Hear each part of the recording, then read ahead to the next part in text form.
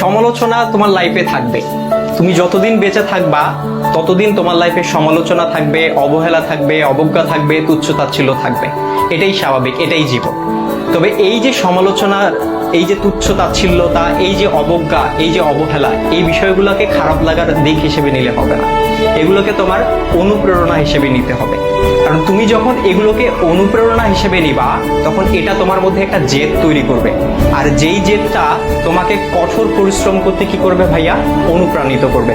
তোমার কঠোর পরিশ্রম করতে গিয়ে তোমার সব ধরনের ক্লান্তিগুলোকে দূর করে দিবে। আর যখন তুমি একবার কঠোর পরিশ্রম করতে শিখে যাবা, তখন স্যাক্রিফাইসের যে বিষয়টা, এই বিষয়টা তোমার মধ্যে অটো চলে আসবে। সুতরাং এই যে, আর সবকিছুর সাথে যদি বলো যে এই যে সমালোচনা, এই সমালোচনার পাশাপাশি জেদ, কঠোর পরিশ্রম, স্যাক্রিফাইস, আর এগুলোর সাথে যখন মেধার সংমিশ্রণ ঘটবে, তখনই তোমার স্বপ্নগুলো পূরণ হবে। সুতরাং সমালোচনাকারীর এই যে সমালোচনা, এই যে অবজ্ঞা, এই যে